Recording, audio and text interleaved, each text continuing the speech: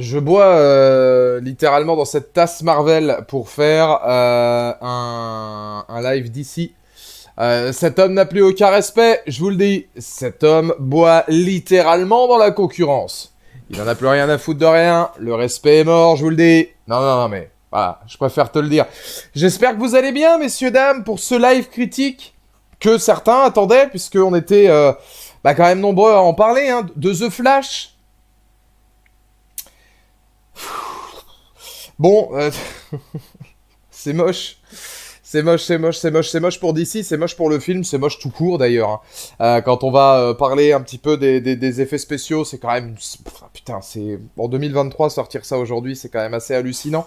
On va en parler en long, en large et en travers de The Flash. Il y aura évidemment beaucoup de spoil. On va spoiler au max, puisque je suis obligé de spoiler les caméos, le contenu, le contenant, pour pouvoir essayer d'être le plus pertinent possible dans dans mon objectif. Et il y a beaucoup à dire. Il y a beaucoup à dire. Hein. C'est vrai que, voilà, je vois la note d'Alexandre qui dit « J'ai aimé 7,5 sur 10, mais les effets spéciaux, ça refroidit beaucoup. » Je pense que c'est un film qui n'est pas dénué de qualité. Maintenant, c'est vrai que derrière, il y a des choses qui sont absolument cataclysmiques.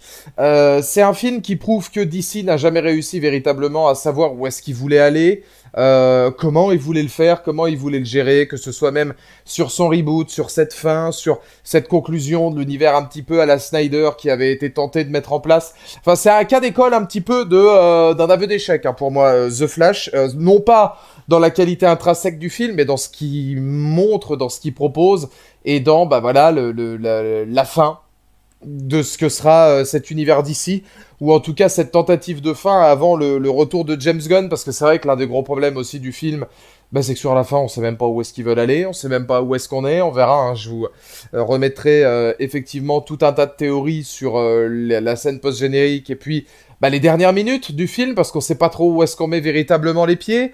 On va voir un petit peu, effectivement, ce qu'on dit de cet univers et de The Flash. Mais comme d'habitude, la première question que je vous pose dans le chat en commentaire, c'est: quelle note donneriez-vous à The Flash dans sa globalité ? Pas qu'au niveau des effets spéciaux, et encore une fois, ce live, on va tenter d'être le plus objectif possible, en citant aussi ses qualités. C'est pour ça que je commencerai par les points positifs du film, parce que bon, c'est bien de dire que le film est moche parce qu'il est moche, mais tourner en boucle sur le film est moche, oui, effectivement, il est pas beau, mais il y a d'autres choses qui vont pas, et il y a aussi des choses qui vont au-delà de ça, et qui seront importantes pour la suite, puisqu'on a appris récemment que Andy Muschietti allait être le réalisateur du film Batman The Brave and the Bold, qui sortira prochainement, et qui sera le film autour d'un Batman un peu plus vieux et de Robin. Donc voilà, le Batman du côté de DC, made in James Gunn. Andy Muschietti reviendra. Et ça, vous verrez que c'est vachement plus intéressant. Au lieu de râler sur « Oh putain, Andy Muschietti, non, le réalisateur de The Flash, oh merde, ça va être nul à chier », ce serait intéressant de voir un petit peu, voilà, ce qui va en être derrière, parce que vous verrez qu'Andy Muschietti, c'est un bon réalisateur, et c'est pas sa faute si le film est dégueulasse, en fait, il a pas bossé là-dessus, donc c'est vrai que je considère pas que ce soit un mauvais choix pour un film, considérant que il lui faudra mettre des effets spéciaux ce coup-ci décents, et puis une histoire qui tient un peu plus la route. Alors, j'ai dû 5 sur 10, 5 sur 10, 7,5, 5, 5, 7, 3, 4, Osef. C'est vrai que... malheureusement, c'est ce qu'on retiendra beaucoup, je pense qu'il sera oublié très rapidement, mais... 7, 3, 4, 3,5, 6,5, 1. Ce film est le 5 sur 10 ultime, 4,5 sur 10. Moi, je vous avoue que... je lui mettrais 4,5 ou 5. Ce qui est quand même pas trop loin de la moyenne, ce qui veut dire qu'on n'est pas sur une purge. Je vais en parler justement du multivers. Alors il y aura beaucoup de spoil Arizona, hein, mais je vais en parler du multivers parce que autant il y a des choses où j'ai trouvé ça très intéressant, c'est le paradoxe, autant derrière le foutoir total que donne le film m'a un petit peu déçu. C'est très particulier parce qu'il y a autant à boire qu'à manger. C'est 4,5 ou 5 parce que autant les effets spéciaux représentent le plus gros point positif du film, autant il y a des arcs un peu full débiles et tu sais pas où ils veulent aller, autant c'est vrai que de temps en temps t'as des fulgurances. C'est un film qui a autant à boire qu'à manger, peut-être un petit peu plus de points négatifs que de points positifs. Je lui mettrais, voilà, 4,5 ou 5 sur 10, parce que ce serait quand même compliqué de dire que c'est positif. Mais d'un autre côté, j'ai pas forcément envie de le trash talk, parce que il a quand même quelques petits centres d'intérêt. On va commencer effectivement par là. Et par les points positifs que j'ai trouvés, et il y en a beaucoup justement qui le saluent, et on va le saluer également. La réalisation n'est pas mauvaise dans The Flash. Et on s'en rend compte à partir du moment où Andy Muschietti, qui était le réalisateur de Mama, qui est un très bon film de genre, qui est le réalisateur des Ça, je trouve que le deuxième est des reboots, hein, donc des nouveaux films avec Pennywise, je trouve que le deuxième opus n'est pas bon, mais il est pas bon dans la manière dont il a amené l'histoire, et notamment dans ses effets spéciaux et le manque de profondeur, mais le premier était vraiment bon, et je trouve que la réalisation a toujours été intéressante du côté des Ça. Andy Muschietti est un bon réalisateur. On ne peut pas nier que quand il manie avec une certaine élégance le travail autour de Michael Keaton, ça se voit. Et ça me rassure sur la capacité d'Andy Muschietti à filmer Batman, sachant que c'est lui qui filmera prochainement Batman.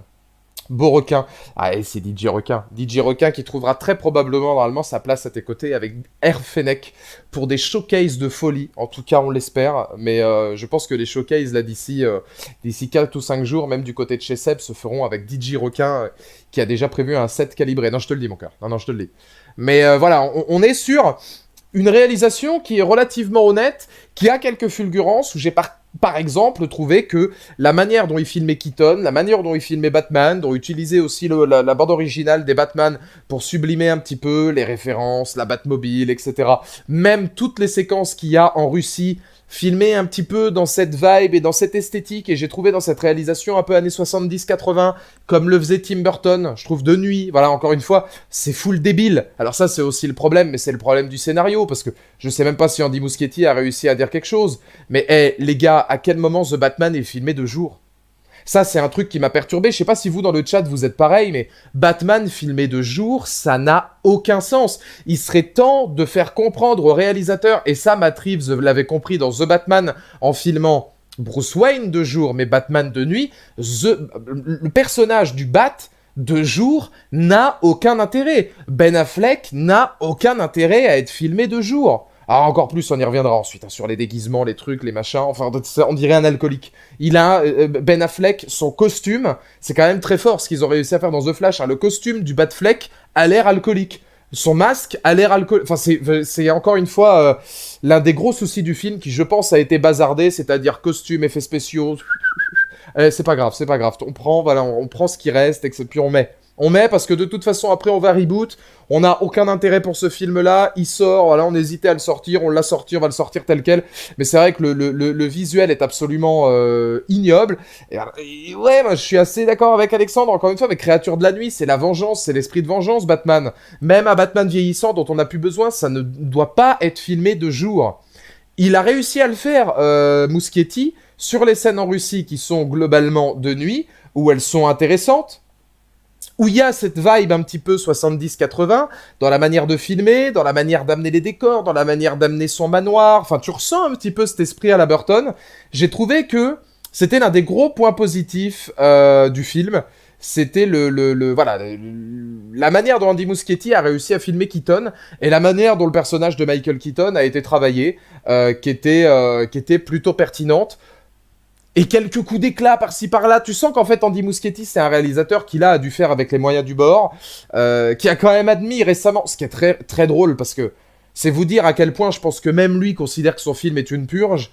Il y a eu une version de 4 heures qui a été filmée avec Flash, et alors, c'est là aussi où j'ai pas envie de tirer sur l'ambulance, parce que je pense que le film The Flash a été un film fragile, où il faut savoir que, par exemple, il y a eu énormément de caméos, de shoots, de reshoots, de séquences qui ont été filmées, notamment avec Ben Affleck, notamment avec Henry Cavill, notamment avec Gal Gadot, qui ont été totalement supprimés du film parce que James Gunn et son pote, ils ont dit « on en a rien à foutre, les gars. En fait, vous rentrez pas dans nos plans, donc on va dégager. Hop, ça dégage, on bazarde. » Et Andy Muschietti a quand même réussi à dire à un moment donné « j'ai fait une version de 2 heures, il y avait une version de 4 heures qui était dispo.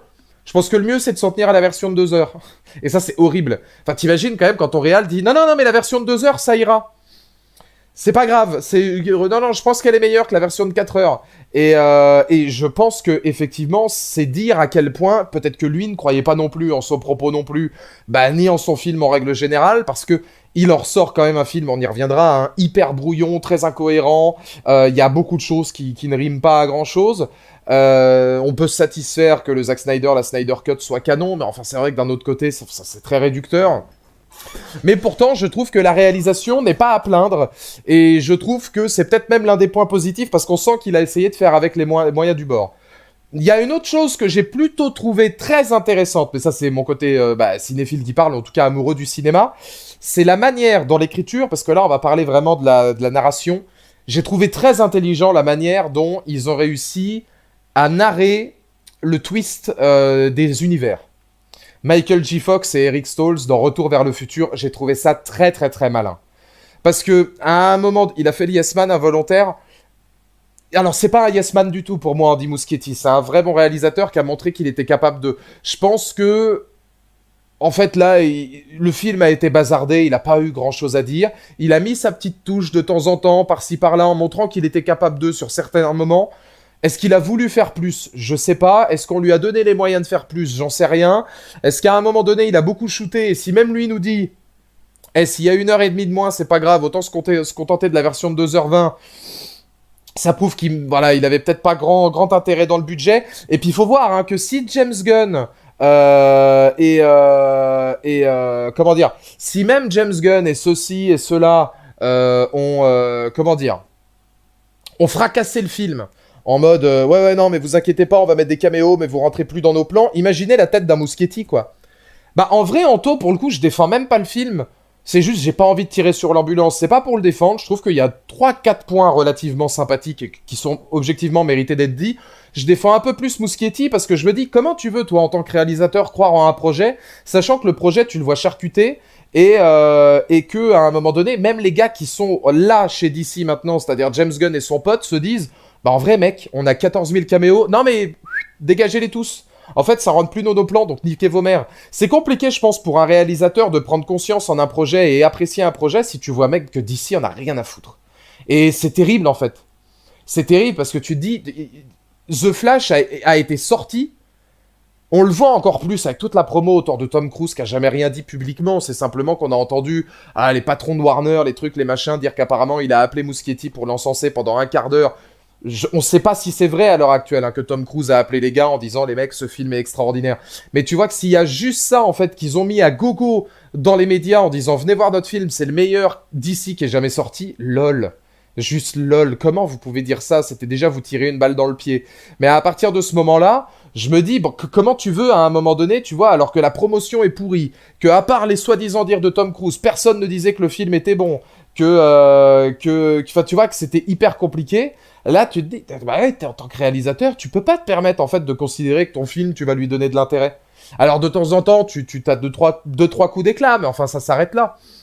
Et du coup, j'ai trouvé ça intéressant, moi, ils utilisent le fait de mettre des twists. En gros, le twist des on est dans un autre univers. Jusque maintenant, on savait pas s'il était dans le passé, dans le présent, ceci, cela. J'ai trouvé ça intéressant qu'à un moment donné, ils utilisent le twist cinéma pour refléter ça. C'est probablement rien pour vous, parce que je me dis bon, c'est vrai que c'est très peu, si j'ose dire.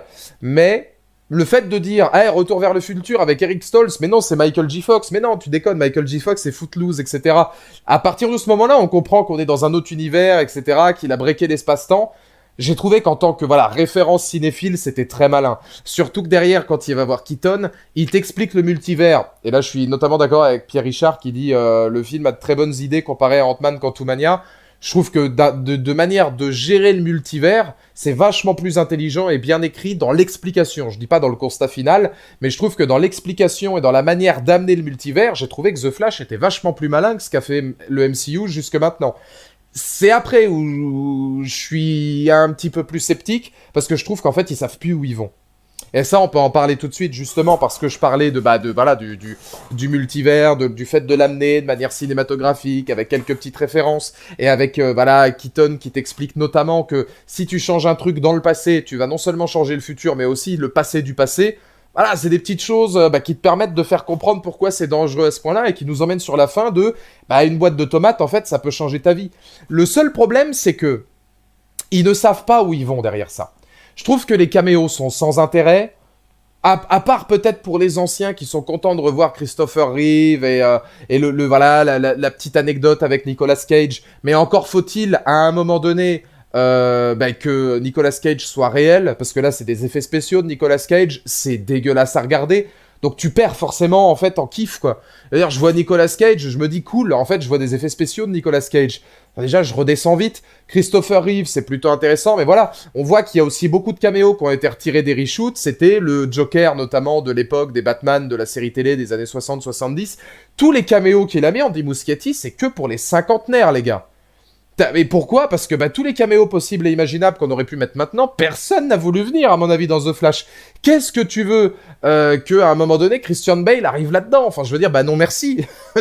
Jamais de la vie. Robert Pattinson, il regarde ça, il fait, mais jamais de la vie. Mais qu'est-ce que tu racontes, frérot? Jamais je vais aller là-dedans. T'es un fou.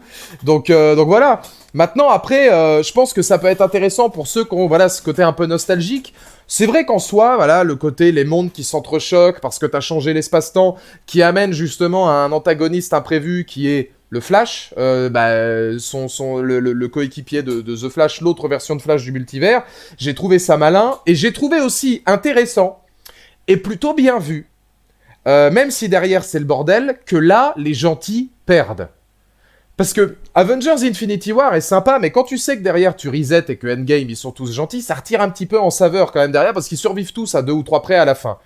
Là, moi, ce que j'ai trouvé intéressant, c'est de se dire que peu importe ce qui peut se passer dans le continuum espace-temps, ils sont prédestinés à mourir. C'est de la part de Supergirl qu'on connaissait à peine et qui pourtant va mourir tout de suite, de la part de Keaton qui est une figure marquante. Alors, on sait pas si c'est le Keaton de Burton.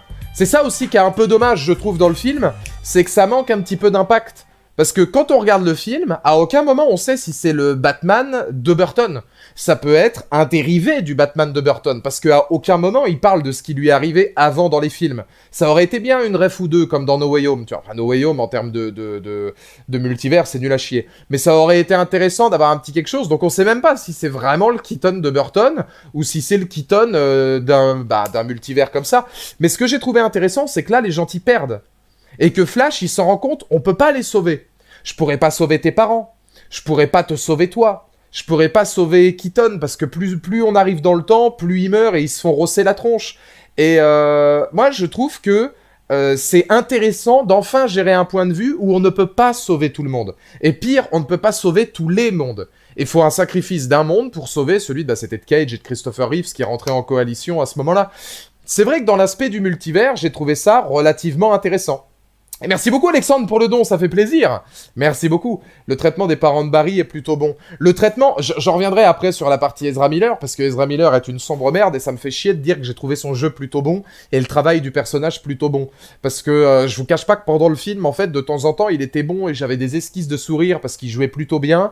Et j'essayais en fait de pas rire en disant frérot, t'es un sacré fils de pute, j'ai tellement pas envie de rire à ce que tu fais.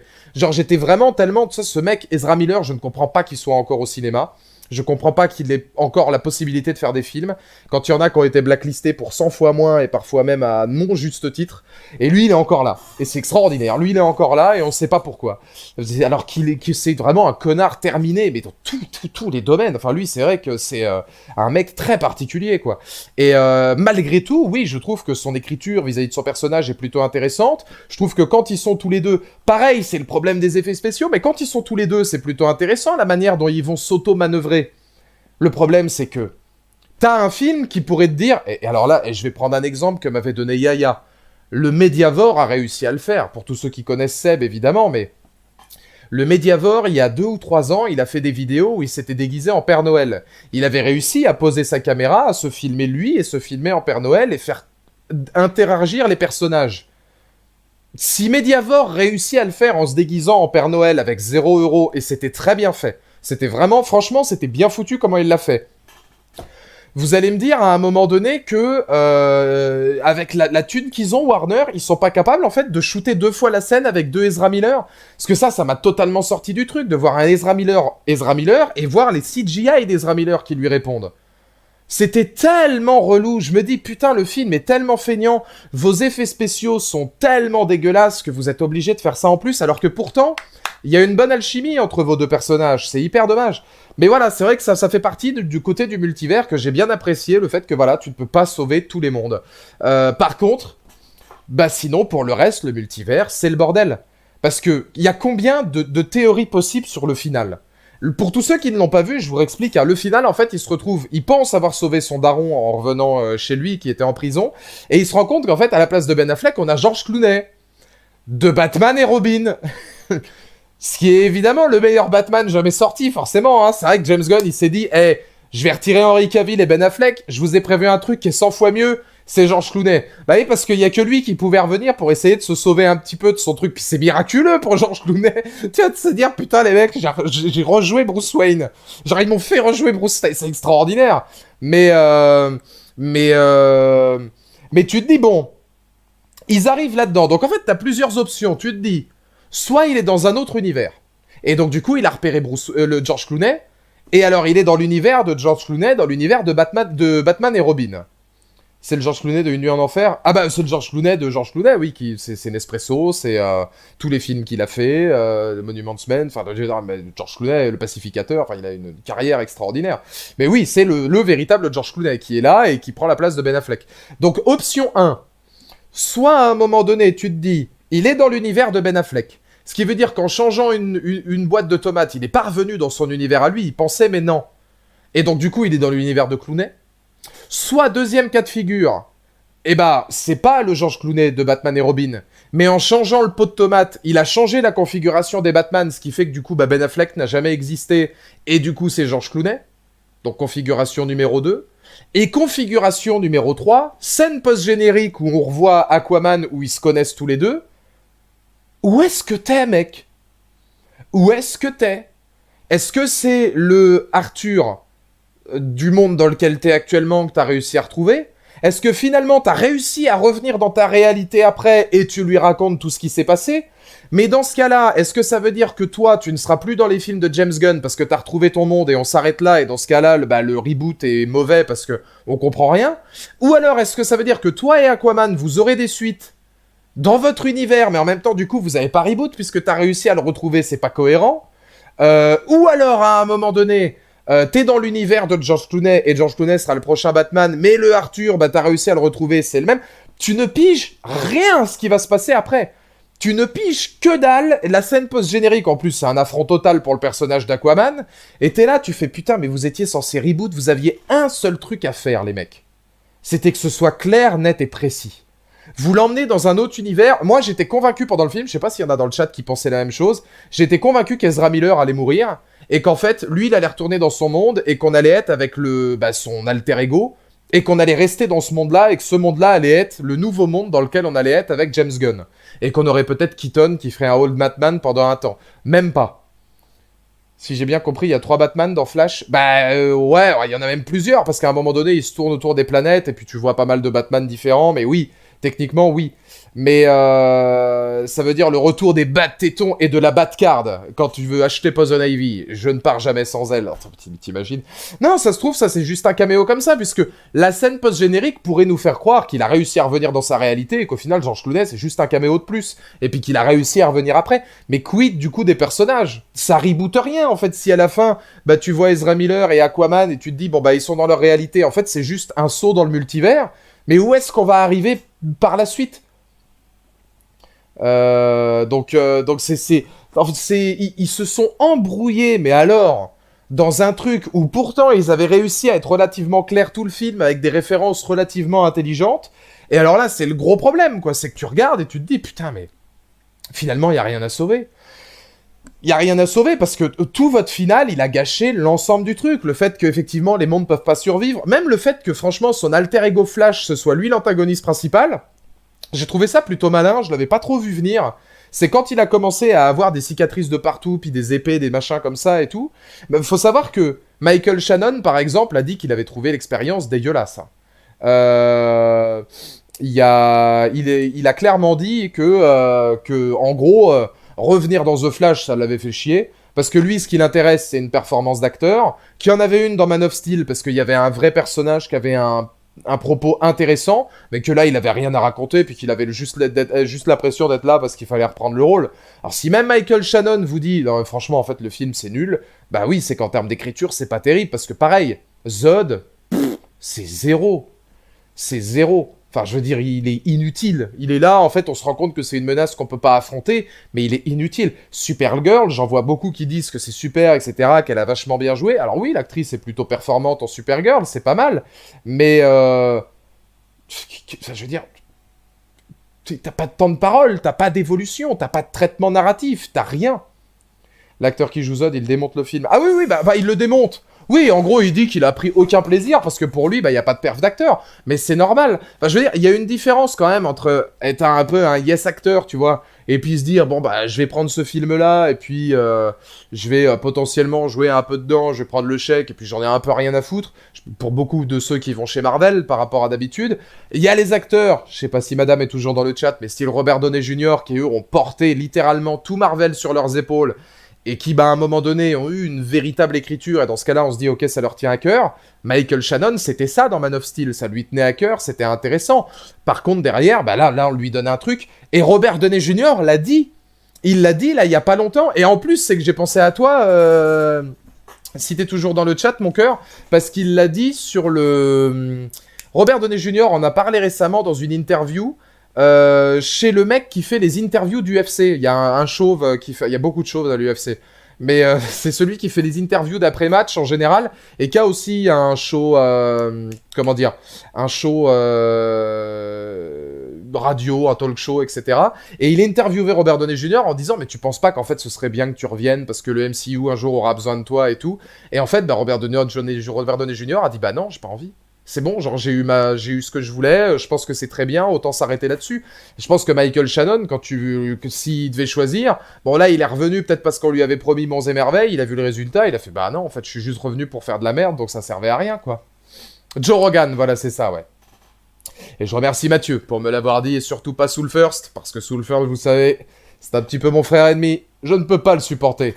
Joe Rogan, talk show, ouais voilà c'est ça. Et du coup Robert Downey Jr. disait que bah lui, en fait, il préférait s'arrêter là parce qu'il pense qu'il a fait son temps, il pense qu'il a fait ce qu'il y avait de mieux, et ça, c'est l'état d'esprit qu'il faut. Parce que s'il revenait pour faire n'importe quoi, ça dénaturerait totalement, en fait, sa performance d'Iron Man avant. Donc, il est conscient que c'est pas utile. Et je pense que Michael Shannon, là, du coup, maintenant, il a compris, en fait, que ça ne servait à rien de revenir. Et qu'il avait peut-être fait une erreur de revenir, parce que, bah, qu'est-ce que tu veux, là, son rôle est complètement insipide. Et alors, les autres personnages, c'est pareil, parce que Keaton, ok, il est bien mis en scène, et il est plutôt intéressant dans le rapport du multivers, mais c'est pareil, en tant que traitement de personnage, il est complètement insipide, parce qu'il ne parle à rien. Il parle de rien, il ne dit rien, il explique rien, c'est pas très intéressant. Il n'y a pas de développement. Supergirl, il n'y a pas de développement. Elle est charismatique, mais il n'y a pas de développement. Le seul développement qu'il y a, c'est sur... Barry et sur comment dire, sur ses parents. C'est tout. Parce que même la scène, même la scène d'introduction, je veux dire, avec le Batfleck, avec Wonder Woman, tu sens que c'est juste histoire de mettre des caméos. Bon, on en apprend un petit peu plus sur Flash, le bras droit, un petit peu voilà, des trucs pas terribles à faire, mais il faut les faire, de Batman, hein, qui lui s'occupe des choses les plus intéressantes quand il faut tuer des ennemis, et puis derrière, on refile le sale boulot à Flash. Ok, c'est intéressant, mais si c'est pour être mis en scène comme ça, les effets spéciaux sur Batfleck, quand il y a les scènes d'action, je suis même pas sûr qu'ils soient filmés. Je suis même pas sûr que quand il soit sur sa moto, il y ait un plan où il est vraiment filmé. J'ai l'impression qu'ils ont fait le make-up en effets spéciaux et juste sa bouche qu'ils ont mis sur... C'est écœurant. C'est écœurant. Merci beaucoup Juju pour le don, ça fait plaisir. Merci beaucoup, comment vas-tu ? Le DC Extended Universe n'est pas terminé, il reste Blue Beetle et Aquaman 2 avant le début du DCU avec Superman Legacy, c'est pas un reboot. Ben oui, mais le truc c'est qu'apparemment Aquaman, on sait même pas si ça va sortir. Parce que là, il se pose des questions, parce que les retours sont désastreux. Alors, moi, j'avais aimé le premier Aquaman. Apparemment, là, les retours sont désastreux sur Aquaman 2. Il se pose la question de s'ils vont le sortir. Puis Blue Beetle, personne n'ira le regarder. Enfin, je veux dire, moi, je serais le premier à ne pas aller le voir. J'aurais préféré voir Batgirl. J'aurais préféré aller voir Batgirl à la limite, parce que moi, t'avais Brendan Fraser en Firefly. Blue Beetle, mais qui en a... Enfin, je comprends pas. C'est le El Muerto de l'univers d'ici, quoi. C'est quel intérêt? Donc, et James Gunn a dit quand même que ça allait sortir, donc je me demande si... Voilà. Les VFX sont pires que No Way Home. Ah bah attendez, parce que j'ai prévu voilà, j'ai prévu de vous analyser en direct live les effets spéciaux. Pour les plus anciens d'entre nous, vous serez ravis de entendre ce bruit magnifique. Je vous donne mon avis donc sur les effets spéciaux de The Flash.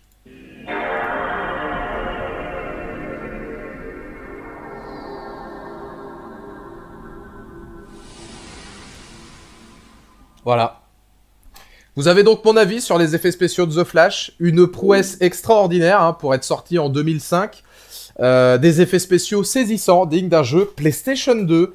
C'est heureux. Et quand tu vois ça, tu te dis peut-être que si dans 10 ans on a la chance d'avoir une PS3, mon dieu, ça va être extraordinaire. Mais non, c'est affreux. C'est affreux. C'est. Et alors, il y a un truc qui est très drôle. Il y a un truc qui est très drôle. Andy Muschietti a dit en même temps. Franchement, j'aurais été le réal, j'aurais dit la même chose parce que qu'est-ce que vous voulez dire de plus Andy Muschietti a dit en interview, vous savez que les effets spéciaux soient moches, c'était prévu. En fait, c'est qu'ils sont pas laids, ils sont spéciaux. Parce qu'on est dans la vision de The Flash. Je vous jure que j'ai jamais autant utilisé les guillemets avec les doigts de ma vie. On est dans l'univers de The Flash. Donc on voit avec la vision de The Flash. Et forcément, avec The Flash, tout est déformé parce qu'il court vite. Alors explique-moi un truc. Comment c'est possible que même quand il n'y a pas The Flash, tous les autres effets spéciaux soient moches? Parce que c'est marrant en fait, même quand The Flash marche, ou qu'il parle avec l'autre Barry, c'est laid quand même, hein, c'est laid tout pareil. Hein. Et dès le début, quand tu vois les bébés qui tombent là qui tombent de l'immeuble, avant même qu'ils se mettent à courir, c'est déjà laid. Hein. Il y a des séquences avec Batman qui sont laides, il court pas, hein, The Flash, pendant ce temps-là. C'est le film et, je le répète, hein, mais il y a deux films qui pour moi sont marquants là-dessus, c'est le premier... L'idée de se dire que je pense que c'est le film le plus laid que j'ai vu depuis le retour de la momie avec The Rock déguisé en roi scorpion, en image de synthèse. À cette époque-là, quand le film est sorti, c'était déjà laid. C'est ce que j'ai envie de dire. Le retour de la momie, quand je l'ai vu, j'ai déjà trouvé ça moche parce que les effets spéciaux étaient beaucoup trop ambitieux par rapport au budget et à la date de sortie. C'est le film le plus laid que j'ai vu en temps réel depuis cette époque-là. Entre ces deux films-là, il y a eu Daredevil, avec Ben Affleck. Oh, le mec a pas de bol. Où, à l'époque où c'est sorti, ça semblait déjà un petit peu fake, mais ça allait encore. Par contre, Daredevil a très mal vieilli. Quand tu regardes aujourd'hui, alors moi je fais partie des défenseurs du film Daredevil en version longue, pas en courte, mais en longue, parce que je trouve qu'il a quand même des qualités, et qu'aujourd'hui, quand on voit ce qu'on bouffe dans Marvel, bah il y a bien pire que Daredevil avec Ben Affleck. Ben Affleck est nul, Jennifer Gardner est nulle, mais il y a un côté gothique, un côté sombre, un côté sanglant, je trouve que Colin Farrell en roue libre, j'adore, et Michael Clark Duncan, RIP, t'étais trop fort. Mais en Caïd, c'était super. Ce film-là, quand il est sorti, tu sentais que ça faisait un petit peu fake, mais... Bon, allez, ça passait encore. Par contre, ça a très mal vieilli. C'est pour ça que je vous dis, c'est vrai que là, quand tu le regardes aujourd'hui, ça pique les yeux. Donc, je le cite pas, mais j'aurais pu. Par contre, oui, The Flash est le film le plus laid. On me posait la question par rapport à No Way Home, mais No Way Home, en comparaison, c'est Avatar 2. Alors, si. The Flash est le film le plus laid que j'ai vu depuis MODOK dans Ant-Man 3. Où ça, c'était quand même, là, un foutage de gueule. Mais, franchement, non, entre The Flash et Ant-Man 3, je préfère revoir The Flash parce que je me suis quand même moins emmerdé devant The Flash. Et j'ai eu l'impression d'être moins pris pour un con dans The Flash. Et c'est un chouïa plus intéressant. Je préfère revoir The Flash qu'Ant-Man 3 quand même. Parce mais Ant-Man 3, c'était horrible. Là, dites-vous que c'est encore pire. Il y a des séquences au-delà de toute imagination. Si vous n'avez pas vu le film, vous ne pouvez pas imaginer à quel point c'est une horreur quand il est en train de courir et remonter le temps. C'est à un point où tu te dis, ce n'est pas possible. Nicolas Cage en image de synthèse, ce n'est pas possible. Tout ce qu'il y a avant, avec les bébés, les trucs, ce n'est pas possible. C'est comme si, pour ceux qui ont vu Ant-Man 3, je suis désolé, les effets spéciaux, 90%, il y a que Michael Keaton et Batman qui s'en sort bien en termes d'image de synthèse. Tout le reste, c'est niveau MODOK dans Ant-Man 3. Les effets spéciaux de The Flash sont du niveau de MODOK dans Ant-Man 3. Sauf qu'Ant-Man 3, hormis MODOK, les effets spéciaux n'étaient pas incroyables, mais ça allait encore à peu près. Là, c'est du niveau MODOK. Donc c'est pour vous dire à quel point c'est catastrophique. Et merci beaucoup Gideon pour le double don. Je vais lire les deux d'un coup, du coup. Merci beaucoup pour Gideon. Ils se foutent de nous par leur argent à faire revenir des personnages CGI. Alors, Christopher Reeve, surtout Christopher Reeve, qu'on voit rapidement étant un ancien Superman avec Christopher auquel il n'appréciait pas de le jouer. Attends, surtout George Reeves, qu'on voit rapidement, était un ancien Superman avant Christopher auquel il n'appréciait pas de le jouer. Ah d'accord, en fait, parce que George Reeves, je connais pas, moi j'avais le caméo de Christopher Reeves. Donc George Reeves, c'était un ancien Superman, donc de ce que je comprends, il aimait pas le jouer, mais ils l'ont mis quand même, oui, donc c'est un petit peu un manque de respect. Bon après, pour Christopher Reeves, moi je peux comprendre qu'on le remette de la même manière qu'on avait ramené Grand Moff Tarkin dans Rogue One. Si ça a un intérêt, Grand Moff Tarkin, c'était intéressant de le revoir, ça a un intérêt, d'accord. Là, pour le caméo, bon... Ça m'a pas particulièrement dérangé, surtout que là tu peux pas faire autrement que le CGI. Là où je suis d'accord avec toi, Gideon, c'est Nicolas Cage. T'appelles Nicolas Cage, s'il est pas d'accord, tu fais un autre caméo, mais le mettre, ça se trouve peut-être même à l'insu de son plein gré, on sait pas si le mec était conscient du truc, hein. Ou s'il a au moins joué et qu'on l'a remis en image de synthèse après. Mais donc du coup, oui, ça je trouve que c'est révoltant. Enfin, au moins appelle-le, fais une séquence normale. Mais là, c'est la solution de facilité. Je sais pas si t'étais là quand j'en parlais, Gideon, mais les moments où Barry se parle, quand ils sont deux et qu'ils se parlent l'un à l'autre, c'est affreux. C'est affreux parce que, je suis désolé, t'es capable aujourd'hui, je pense, de tourner 2 fois une scène en mettant 2 personnages qui se parlent, le même acteur qui va se parler. Depuis la nuit des temps, on est capable de le faire. Ça, et non, bah, faites solution de facilité. T'en filmes un et l'autre en image de synthèse. Et vas-y, je trouve ça feignant. C'est tellement feignant. C'est tellement feignant. Malheureusement, George voulait s'écharper qu'il s'est suicidé. Maintenant, il repose pas en paix parce qu'on le fait revenir contre son gré. Mais j'étais pas au courant de ça, ouais, Gideon. Ah, c'est horrible, du coup, oui. Parce que si c'était quelqu'un qui a déjà mal vécu le fait d'être Superman et qu'en plus on le fasse revenir en caméo alors qu'il était pas chaud, c'est pas ouf.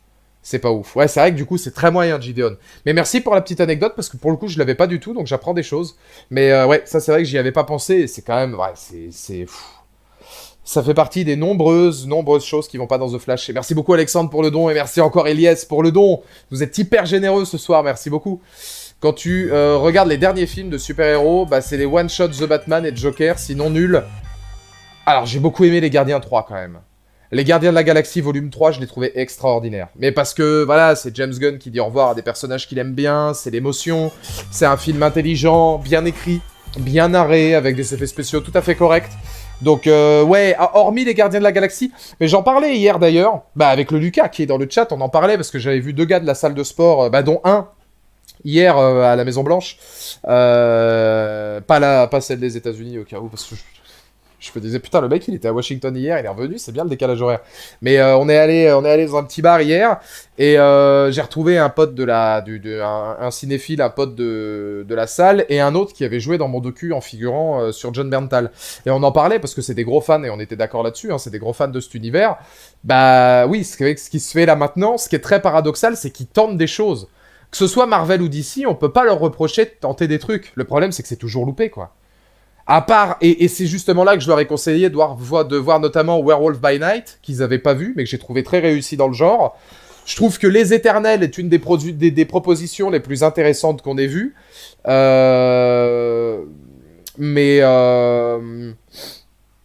c'est vrai que sinon, derrière, c'est très faible. Alors, on a eu The Batman, on a eu Joker. J'espère que Joker 2, ce sera pas trop mal, parce que bon... Le projet fait peur quand même, il est intriguant mais il fait peur. Mais sinon derrière, c'est vrai que c'est quand même assez particulier. Hein. C'est quand même assez particulier ce qu'on a en ce moment. Et je vois pas comment on pourrait s'en relever. C'est un petit peu ça le problème aussi. C'est que j'ai l'impression quand même qu'on est dans un stade où aujourd'hui, je me pose la question, comment se relever de ces films médiocres?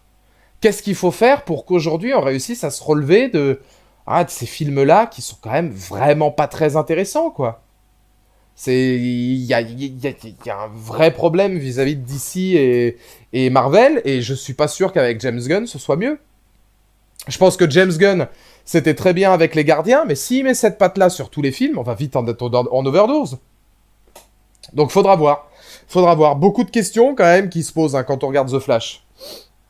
Parce que on n'est vraiment pas dans on n'est vraiment pas dans un film qui, pour moi, est transcendant. Spider-Verse. Ah bah le Spider-Verse, oui, mais le Spider-Verse, ça fait longtemps qu'il est mort. Le Spider-Verse, le problème, c'est qu'il tient que sur un cross de Spider-Verse, mais sinon, derrière, je pense pas que Tobey Maguire reviendra un jour, à part dans des Avengers ou des trucs comme ça m'étonnerait qu'il ait un film. Derrière, Andrew Garfield, lui, il mériterait sa fin de trilogie. Mais si c'est pour le voir contre Venom, non merci, parce que Venom, c'est une purge. Puis alors là, El Muerto, machin et tout, j'ai vu la première photo d'Aaron Taylor-Johnson en Kraven. C'est peut-être que son premier costume, et ça va peut-être se développer ensuite. Mais c'est zéro, quoi. Si c'est son premier costume et qu'après ça se développe parce que voilà, c'est une origin story, pourquoi pas? Faut bien à un moment donné, hein, je veux dire, le costume est laid hein, de Tobey Maguire au début, c'est après que ça devient un beau costume. C'est toujours comme ça pour les super-héros. Mais si c'est son costume définitif ou final, le costume de Kraven, là, c'est même pas un costume, hein, juste le mec, il est en débardeur cuir un peu ouvert, quoi. Enfin, je veux dire, t'es là, tu fais, oh là là, merde, quoi. Donc j'ai pas l'impression que le Spider-Verse a pas l'air de vouloir se faire chier plus que ça, quoi. Ils ont pas demandé pour la majorité aux familles et peut-être même à Nicolas Cage, est-ce qu'il a des chances que Warner Bros perde de l'argent face à des futures plaintes? Faut voir, je sais pas. C'est vrai que si c'était comment dire, si c'était pas voulu et si c'est vrai que c'est mal pris peut-être dans la famille notamment de George Reeves, ah oui, Warner peut se mettre un peu dans la merde. Après pour mettre un caméo comme ça, j'imagine qu'ils ont eu l'accord familial quand même. Ou là, ce serait peut-être plus emmerdant. C'est peut-être la famille qui s'est dit, mec, on va toucher de la thune, tant pis pour l'image. Hein. Ok, il serait peut-être pas d'accord, mais enfin bon, vu la thune qu'on va ramasser, auquel cas, là, pour le coup, ce serait un peu sale de la part de la famille, mais je peux pas m'avancer parce que j'en ai aucune idée. Donc je sais pas du tout. La costumière de Daredevil, saison 2 Netflix et Punisher fera les costumes dans Daredevil Born Again. Daredevil, j'ai hâte. J'ai hâte et j'espère qu'ils feront quelque chose de bien. Je pense qu'on pourra pas faire pire que She-Hulk. Donc au moins ça, c'est toujours... c'est toujours... intéressant à souligner, hein, c'est que je pense qu'on pourra pas faire pire, mais il faut pas qu'ils se plantent sur ça, quoi. J'en profite pour vous le dire, parce qu'on est 140 dans le chat, n'oubliez pas que la semaine prochaine, c'est déjà la semaine prochaine, on est en live de 30 heures. La semaine prochaine sur YouTube, samedi, il y aura une vidéo qui va vous l'annoncer, mais la semaine prochaine, samedi, on commence à 13 heures. Et on termine le dimanche à 20 heures. Déjà la semaine prochaine, ce sera mon dernier live YouTube. Ce qu'on vit là actuellement, c'est mon avant-dernier live sur YouTube. Putain, on termine avec The Flash en plus. Mais c'est mon avant-dernier live YouTube. Et après, la semaine prochaine, il y aura mon grand live de 30 heures. Samedi 13h30, ce sera même 30h30. Samedi 13h30 jusqu'à dimanche 20h. Il y aura des invités, il y aura des guests, il y aura du beau monde, il y aura des jeux, il y aura des cadeaux à gagner. Il y aura même Madame Artworks qui sera là et ça va être beaucoup trop cool. Mais j'espère que vous serez nombreux à venir. Alors, certains tenteront peut-être les challenges des 30 heures, mais j'espère que vous serez nombreux à venir au moins un petit peu sur les sujets qui vous intéressent, parce que tous les sujets vous intéresseront peut-être pas. Mais en tout cas, j'essaie de vous promettre des choses quali. On va parler de plein de trucs, ça va être très cool. Il y a des tas de sujets que je vais faire que vous étiez nombreux à me demander. Ça va envoyer du très très lourd, et ce sera dès la semaine prochaine. Et ce sera mon dernier live YouTube. Ça fait bizarre de se dire que ce sera mon dernier live YouTube.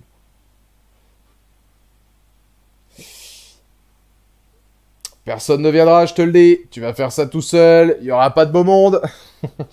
Le Soul, il est que dans la violence. Tu feras une libre antenne. Alors, je pense pas malheureusement mon Arizona parce que j'ai beaucoup d'invités et je commence déjà à manquer de modules. Peut-être si je vois que les invités ne viennent plus et qu'à un moment donné j'ai le temps d'une libre antenne, j'y ai pensé pourquoi pas à faire une petite libre antenne directement sur YouTube. Mais on verra un petit peu comment ça se passera. Mais ouais, on verra un petit peu. On verra un petit peu comment ça se passera. C'est possible, c'est pas encore sûr, mais c'est possible. Non, mais laisse Léa, je pense que Soul est jaloux. Soul est jaloux. Soul c'est juste un petit rageux parce qu'il arrête pas de faire sa publicité pour Kik et que je me suis toujours pas follow. Et du coup, il le vit mal. Et en même temps, après, il a raison, mon cœur. Hein. Faut être honnête, il y aura pas du beau monde. Il y aura les deux plus belles et les plus brillantes personnes que cette terre ait côtoyées.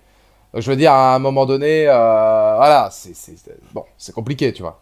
Genre, c'est vrai qu'à un moment donné, quand t'as Valou Artworks et Léa Artworks, voilà, dans le live, je pense qu'on est vraiment face à la présence de dieux et déesses. Donc il y aura serment d'allégeance, je pense. Donc il a pas tort. Il y aura pas de beau monde. Il y aura juste l'élite. Et puis le reste. Après, c'est vrai qu'effectivement, c'est pour ça d'ailleurs que j'ai demandé à Soul de ne pas participer. Je voulais pas qu'on perde en calibre, je te le dis.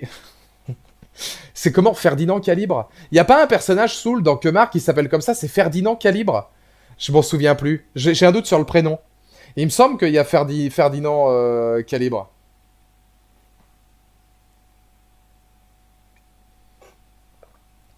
Objectivement, qu'as-tu pensé de Black Panther 2? J'ai pas aimé du tout, moi, Black Panther 2. J'ai pas aimé du tout. J'ai pas aimé du tout, j'ai trouvé que c'était brouillon, long. Alors, il y a un truc sur The Flash, si d'ailleurs, bah, c'est bien parce que ça m'y fait penser. The Flash est un film que j'ai trouvé excessivement long et chiant. Il est d'une lenteur et d'un manque de rythme abyssal. Ça commence fort, et après il se passe plus rien pendant tellement de temps. C'est blindé de dialogue et de... comment dire? C'est bien blindé de dialogue et blindé de phrases à n'en plus finir et de belles paroles et de traitements narratifs, mais qui sont forcément pas ultra intéressants. Et c'est vrai que le film souffre de longueur et d'un rythme qui est catastrophique. Et j'avais trouvé la même chose sur Black Panther 2, où globalement j'avais pas trouvé ça bon du tout, dédicace à Ironheart et son costume. Putain, c'est dur, c'est violent. Je vous jure, la Marvel en ce moment, c'est violent. Mais c'est la même chose pour Flash. J'ai trouvé que c'était lent, avec quelques séquences intéressantes. Hein, je dis pas, hein, c'est un film, comme je l'ai dit, hein, qui a quelques qualités, mais long et terriblement chiant, interminable. Vraiment interminable. Tu penses quoi des propos de l'acteur de Thor sur Thor 4? Je suis pas d'accord avec lui, mais comment dire, je suis pas d'accord avec lui. Puis alors que tout le monde, enfin tout le monde peut taper sur Thor 4.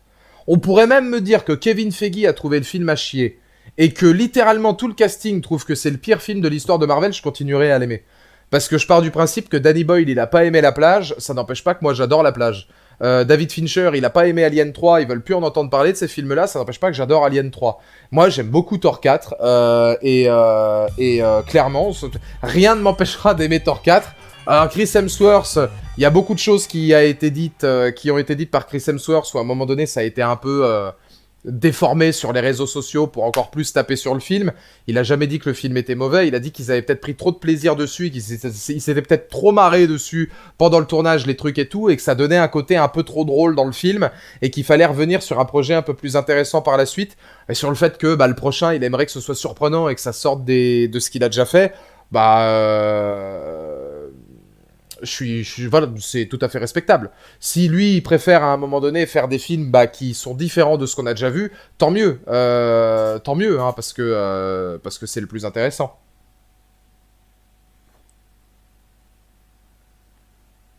Alors attention Soul First par contre, hein, quand tu parles à la reine, attention, je te le dis. Hein. Là, il y a des messages qui sont sur le point d'être supprimés. Hein. Il y a des messages, il y a des questions que tu ne peux pas lui poser. Mon cher Soul, tu n'en as pas l'habilité. Et ça, je préfère te le dire. Merci mon Gideon pour le don. DC aurait dû demander à Clooney de lui offrir une deuxième chance à la place de Keaton. Malheureusement, c'est un risque à prendre que les fans critiqueront. On prend Keaton parce que ça marche. Alors, je pense qu'on prend surtout Michael Keaton parce que les films de Keaton étaient bons. Là, pour le coup, de mon point de vue, Gideon, les films de Keaton, ils ont quand même une belle aura. Il y avait un style en plus assez gothique, burtonien, qui aurait pu être super et qui est plutôt bien d'ailleurs dans le film The Flash, qu'on retrouve à certains moments. Et non, ouais, moi je trouve que c'est relativement plaisant. Et je pense qu'ils l'ont récupéré aussi parce que le côté burtonien allait avec le côté nouvel univers. Parce que là, on est dans un nouvel univers. Donc je trouvais que c'était plutôt pas mal. Mais George Clooney, là, c'est le problème, c'est que bon, un caméo, encore pourquoi pas, mais on aurait eu Clooney, ça aurait râlé, parce que le problème, c'est que prendre Clooney, c'est un bon acteur, soit, mais le film Batman et Robin était vraiment pas suffisamment bon, là, pour moi, ça aurait été un peu foutage de gueule.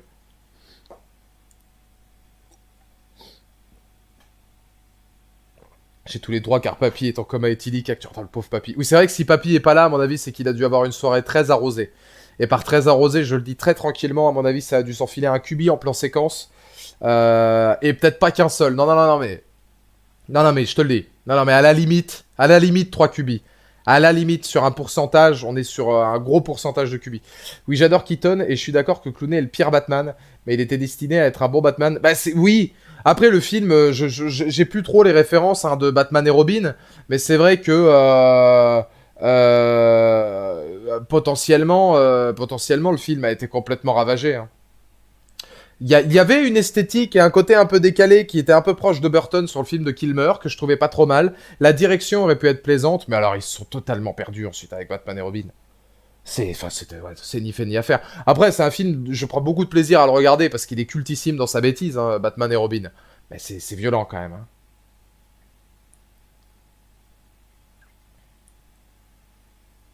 Moi, j'aurais préféré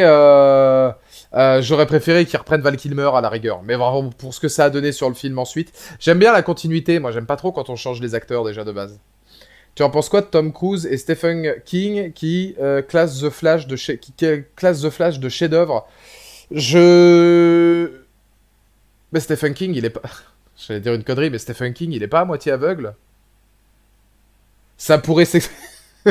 Ça pourrait s'expliquer du coup, mais Stephen King, il a pas des giga problèmes de vue. En vrai, la vanne est folle parce que quand tu regardes le film, tu te dis, bah, je peux comprendre que t'es kiffé, frérot, t'as juste entendu. Mais Stephen King, il y a pas un délire comme quoi il est à moitié aveugle ou il a une vision qui est tout à fait diminuée. Parce que, alors, si tu le qualifies de chef-d'œuvre alors que t'as un à chaque œil, oui, les effets spéciaux et les conneries scénaristiques seront très probablement plus intéressants à regarder. Hein. Après, Tom Cruise, moi, ce qui me perturbe, c'est de me dire Tom Cruise n'a jamais parlé lui.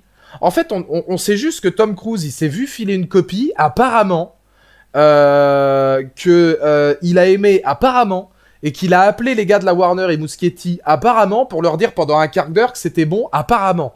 Ça fait beaucoup de à la limite et de apparemment, tu vois. Donc, est-ce qu'on sait, ne serait-ce que si c'est vrai? Parce que Tom Cruise, dans la presse ou ailleurs, il a jamais parlé. Alors, si c'était faux, peut-être qu'il l'aurait déjà démenti. Maintenant, peut-être qu'il a dit ça aussi pour leur faire un peu plaisir, ou je sais pas, ou parce qu'il a eu un chèque ou quoi, et qu'il va pas en parler dans le... Voilà, il s'en fout, il est passé à autre chose. Ça me paraît bizarre quand même. Stephen King, je l'ai pas entendu. Et ouais, je crois que Jaden Smith a surkiffé. Bon, après, personne n'est parfait. C'est un film qui est très coloré. Jaden Smith, il aime bien la couleur, les trucs un peu psychés, borderline, etc. Bon, ouais, c'est vrai que pour le coup, là... mais je vais pas tirer sur l'ambulance. Moi, j'ai dit que je mettais 4 ou 5 sur 10. Parce qu'il a quand même quelques qualités, il y a quelques segments intéressants, mais c'est vrai que il y a trop de défauts, quoi. T'as vraiment... le côté borderline incompréhensible de la fin de son multivers, et puis les effets spéciaux ont fracassé l'ensemble, quoi. Tom Cruise, il a eu une copie avec de... Ah, mais peut-être que Tom Cruise, il a eu la version de 4 heures, où en fait, il y a tout qui est bien. Ça coûtait trop cher, en fait, en développement derrière. Ils se sont dit, non, on va mettre la version au rabais, ça ira mieux. Que penses-tu du Flash de Arrowverse? Grant Gustin a fait un taf incroyable. J'ai jamais regardé le Arrowverse parce que je sais que c'est apparemment nul à chier. Vraiment, hein, apparemment c'est une catastrophe. Il y a les premières saisons de Arrow qui apparemment sont pas mal, mais pour le reste, on m'a conseillé de le fuir. Par contre, là où tout le monde est d'accord, c'est pour dire que l'acteur qui joue Flash est extraordinaire. Ça, je peux pas dire parce que j'ai pas regardé Flash, mais on me l'a toujours dit que même dans la bêtise et la nullité du Arrowverse des séries télévisées, l'acteur qui jouait Flash était extraordinaire. Et il y en a beaucoup qui attendaient un caméo de ce mec-là, d'ailleurs, dans le film. Et je suis assez déçu et je suis très curieux de savoir pourquoi ce mec-là n'a pas eu de caméo dans Flash. C'était le meilleur moment pour avoir un caméo d'acteur qui joue Flash dans la série, ils l'ont pas fait. Parce que quand bien même les séries sont nulles, bah, lui, à un moment donné, s'il est bon, voilà... Par contre, ouais, on m'a dit que le Arrowverse, comme dit Soul, s'il parle de ça, parce que Soul est tout à fait capable de vouloir parler de ma personne actuellement, je te le dis, voire même de la sienne, je te le confirme, en fait, le monde entier est nul pour Soul. Ce mec n'a plus aucun respect pour rien, et c'est ça qu'on aime. Mais en vrai, ouais, s'il parle du Arrowverse, c'est... Le Arrowverse, oui, de ce qu'on m'a dit, c'est consternant. Crisis on Infinite Earth, ou Middle Earth, ou je sais plus trop quoi, là, apparemment, ça, c'est... Un bordel sans nom. C'est le seul truc, je crois, où les effets spéciaux sont moins bons que dans The Flash. C'est pour vous dire. C'est pour vous dire. Ah, alors, c'était catastrophique.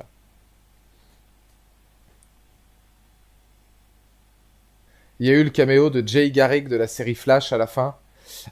Oui, mais c'est pas le Flash de la série. Je crois pas, hein. Moi, je pense que Grant Gustin vient de finir la série Flash. Ça me surprendrait pas qu'il l'aurait refusé, selon les rumeurs, avec Christian Bale et Anna Thaoué.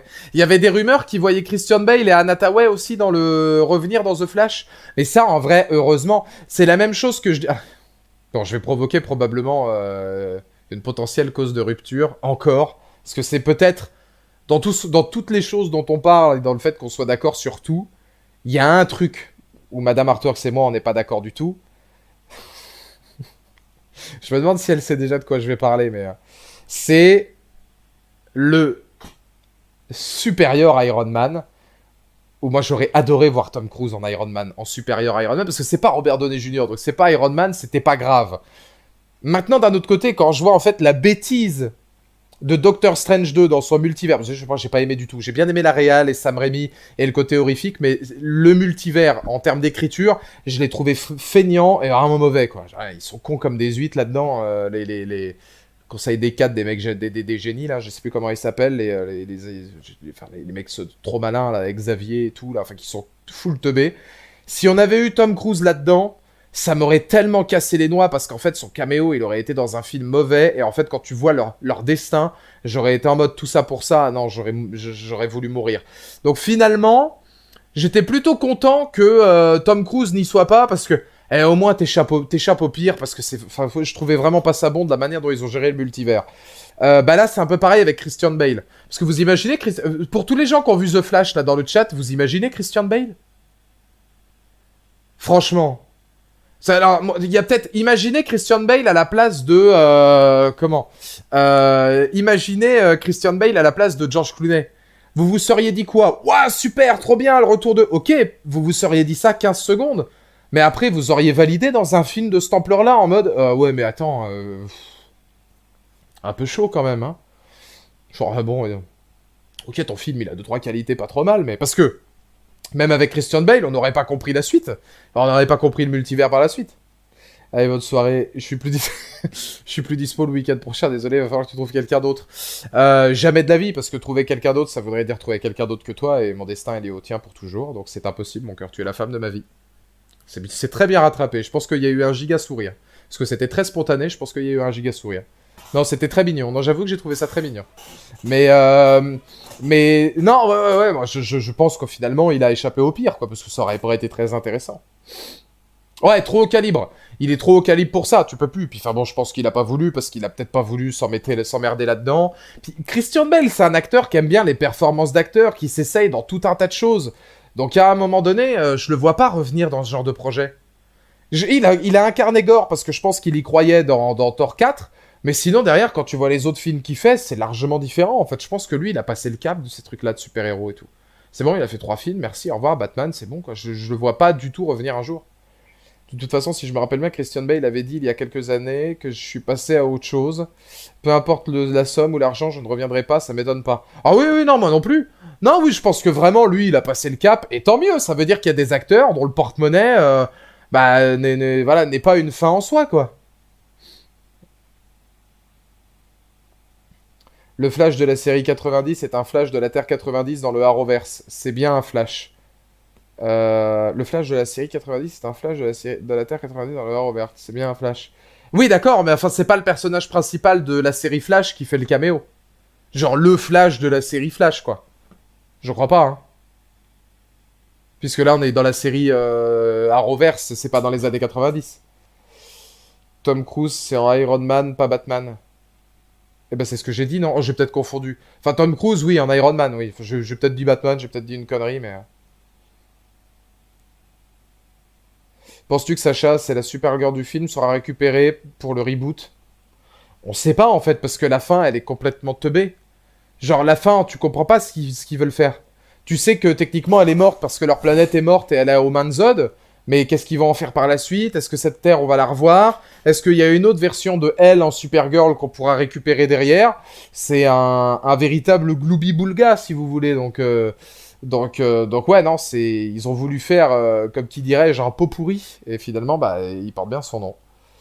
Parce que c'est pas... Ouais, tu comprends rien, quoi. Enfin, c'est... Le truc du multivers, en fait, plus il y en a, plus ça me saoule, parce qu'en fait, on va les voir que pour les caméos. Vraiment, hein. Honnêtement, j'ai l'impression que le multivers, on y va que pour les caméos, et qu'en fait, ils le comprennent pas, et qu'ils sont pas capables de le manœuvrer.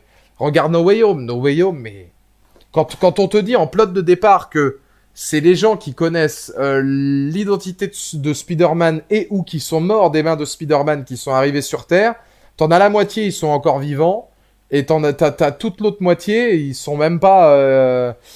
comment dire, ils sont même pas au courant voilà, donc non, moi je trouve que c'est pas bien, c'est pas bien. Là, il y en a qui sont pas morts des mains de Spider-Man, il y en a qui savent pas qui est Peter Parker, et pourtant ils sont là, et on t'explique ça comme ça, et c'est full incohérent, et le problème dans le multivers, c'est que tu penses que t'as le droit à l'incohérence parce que c'est le multivers, mais c'est là où t'as le moins le droit de cohérence. Loki a été plutôt pas mal là-dedans, ouais. Loki a réussi à le gérer, mais parce que c'était en série, ils avaient plus d'épisodes. Puis c'était plus discret. Heureusement, il y a Cross de Spider-Verse, de ouf. De ouf. Bah, qui lui se prend moins la tête, puis est tellement riche et peut se permettre d'être riche parce que, bah, justement, c'est intéressant. Lui, il est. Comment te dire? Il est en animé, donc il n'a pas du tout ce problème-là. Oui, c'est vrai que c'est vachement mieux. C'est vachement mieux. Écoutez, on va s'arrêter là pour ce soir. Alors, je suis désolé, Arizona, je ne sais pas si mon Yaya t'es dans le chat. Je devais normalement faire une petite partie sur Across the Spider-Verse. J'aurai pas le temps ce soir parce que j'ai beaucoup de boulot. Il faut que je termine ma vidéo là sur Metal Hurlant. J'ai pas eu l'occasion de la terminer. Enfin, la vidéo est quasiment finie, mais elle a encore eu plein de bugs à l'export, donc il va falloir que je revoie la vidéo pour bien tout arranger, etc. Donc, je vais essayer de faire ça là pour me coucher pas trop tard. Essayer de faire ça là maintenant. Donc ouais, j'aurai pas le temps malheureusement de parler de Cross de Spider-Verse. On essaiera de le faire une autre fois et je prends note pour la partie radio libre pour le live de 30 heures qui pourrait être sympa si jamais éventuellement on a l'occasion de le faire. Pour tous les autres, je vous fais des bisous. Je vous dis à demain sur Twitch pour GTA. On sera à 2 lives de terminer GTA. La semaine prochaine, c'est simple. Lundi, mardi, mercredi.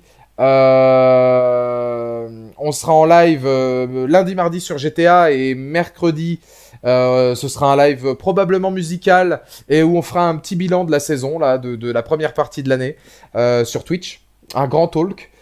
Puisque bah, j'aurai terminé GTA, donc du coup je pourrai être tranquille. Et puis après jeudi, vendredi pause, et samedi et dimanche, on se retrouve évidemment sur YouTube pour le grand live de 30 heures. Ça va envoyer du très lourd.